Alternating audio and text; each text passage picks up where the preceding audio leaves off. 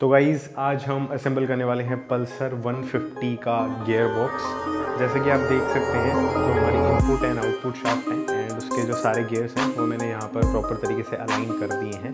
And ये जो numbers आप देख रहे हैं ये जो गियर्स हैं उस पर्टिकुलर गियर का टीथ काउंट है, मतलब जो इसमें टोटल दांतें हैं वो कितने हैं वो गिन के मैंने यहाँ पे लिखे हुए हैं ताकि असेंबली के टाइम पे मुझे भी समझाने में आसानी रहे और जब आप इस गियर बॉक्स को असेंबल करें तब आप टीथ काउंट के हिसाब से इनको फटाफट लगा दें, आपका टाइम वेस्ट ना हो। उसके साथ ही साथ दूसरी चीज़ जो मैं आपको अभी एक्सप्लेन कर देता हूँ वो ये कि ये हमारी इनपुट शाफ्ट है।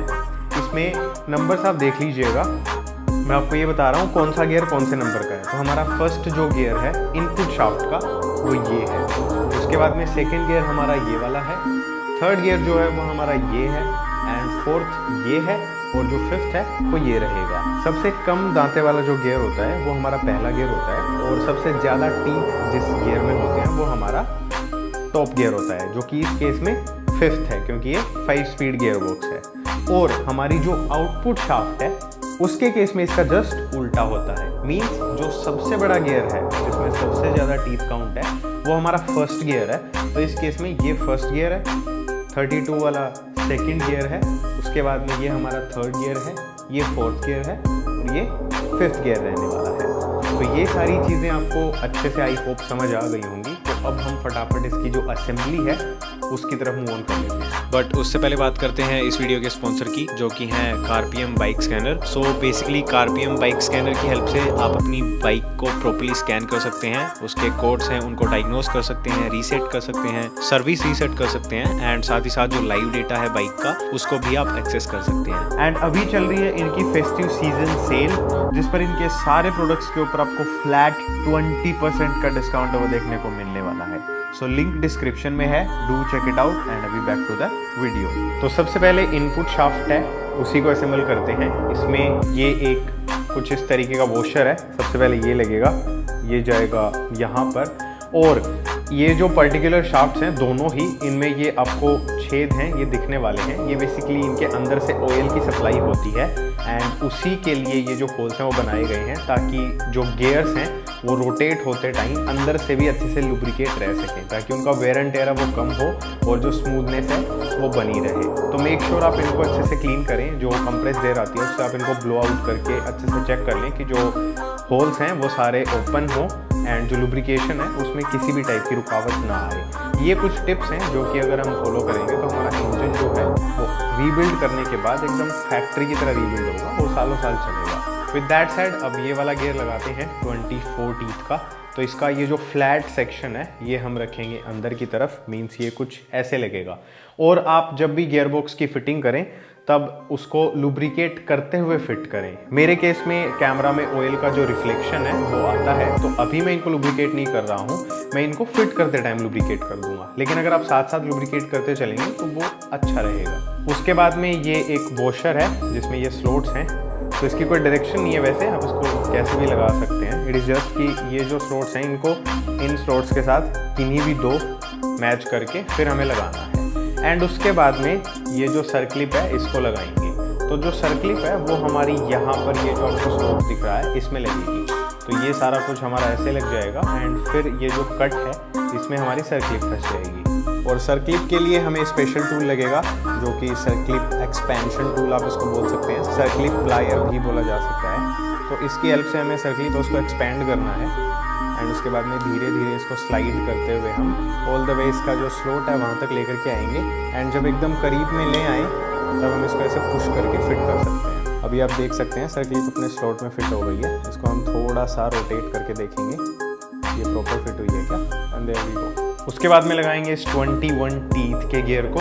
तो इसकी जो डायरेक्शन है वो कुछ इस तरीके से रहने वाली है कि इसमें एक साइड आपको टोटल 6 जो स्लॉट्स हैं वो देखने को मिलेंगे, एक साइड आपको 3 देखने को मिलेंगे। तो 3 वाला हिस्सा हम बाहर रखेंगे, ये जो हमारा सेक्शन है ये हम अंदर रखते हुए इसको कुछ ऐसे लगाएंगे और ये कुछ इस तरीके से इंगेज होगी। इसका जो ट्रैवल है वो यहाँ तक रहने वाला है और ये इससे आगे ना जाए उसके लिए ये सर्कलिप लगेगी कुछ इस तरीके से। तो अब ये यहीं पर रुक जाएगी। उसके बाद में लगेगा ये एक वॉशर, तो इसकी भी कोई डायरेक्शन नहीं है, इसको भी आपको स्लॉट में अलाइन करते हुए लगाना है। एंड फिर ये 26 टीथ का गियर लगेगा। तो इसका फ्लैट पोर्शन हम बाहर रखेंगे और जिस साइड ये स्लॉट्स बने हुए हैं वो हम अंदर रखेंगे। There we go. तो जब ये इस वाले गियर में इंगेज होगा तब तो ये ऐसे रहेगा सेटअप, और जब ये इधर आके शिफ्ट होगा तो ये ऐसे हो जाएगा। उसके बाद में ये वाला गियर लगेगा। तो वैसे तो इसकी भी कोई डायरेक्शन नहीं है, लेकिन वेयर एंड टेयर के हिसाब से देखा जाए तो उसका ये जो हिस्सा है ये हम अंदर की तरफ रख सकते हैं।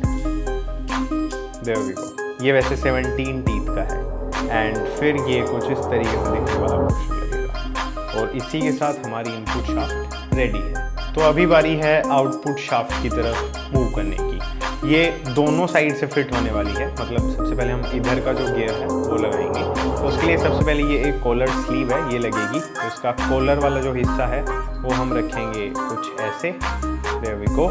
एंड इसमें भी वो होल्स हैं वो बने हुए हैं, मेक श्योर आप इनकी सफाई अच्छे से करें। फिर लगाएंगे ये गियर जो कि 32 टीथ का है एंड इसमें फ्लैट साइड बाहर रखेंगे।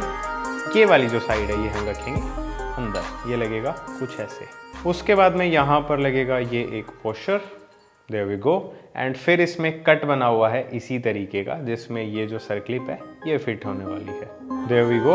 इसको प्रॉपर चेक कर सकते हैं, अपने स्लॉट में प्रॉपर्ली फिट हो चुकी है।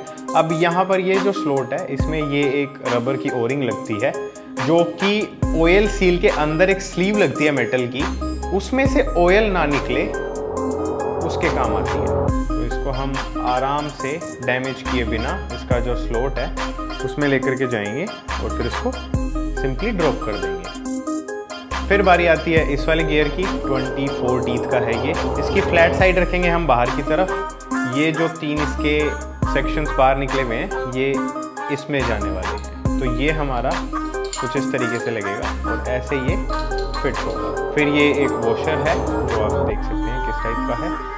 ये जाएगा, ये यहाँ तक जाएगा। ये बेसिकली इसकी जो मूवमेंट है इस वाले गियर की इसको कंट्रोल करेगा। उसके बाद में लगाएंगे ये 29 टीथ का गियर है इसको। तो इसकी फ्लैट साइड हम इसकी फ्लैट साइड की तरफ रखेंगे, मीन्स ये ऐसे लगेगा। There we go. एंड इसको एक जगह रोक के रखने के लिए सबसे पहले ये वाला वॉशर है जो कि आपको पता ही है, स्लॉट मैच करके लगाना है। एंड फिर यहाँ पर जो कटआउट है उसमें ये सर्कलिप लग जाएगी। देयर वी गो। सर्कलिप को अच्छे से चेक किया जा चुका है।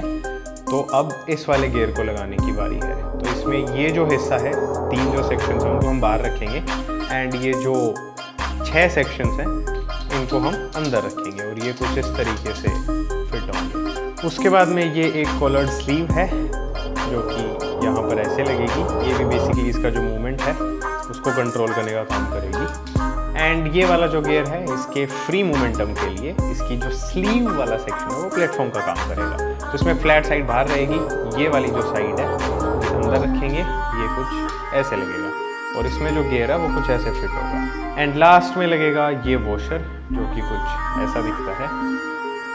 There we go. अभी इंस्टॉल करते टाइम हमारी जो शाफ्ट्स हैं वो कुछ इस तरीके से हमें एक दूसरे के साथ अलाइन करनी है एंड फिर इनको क्रैंक केस में ड्रॉप करना है, जो कि आपको इसकी जो इंजन रीबिल्ड वाली वीडियो है उसमें देखने को मिल जाएगा। इस वाली वीडियो के लिए इतना ही guys. Thank you so much for watching.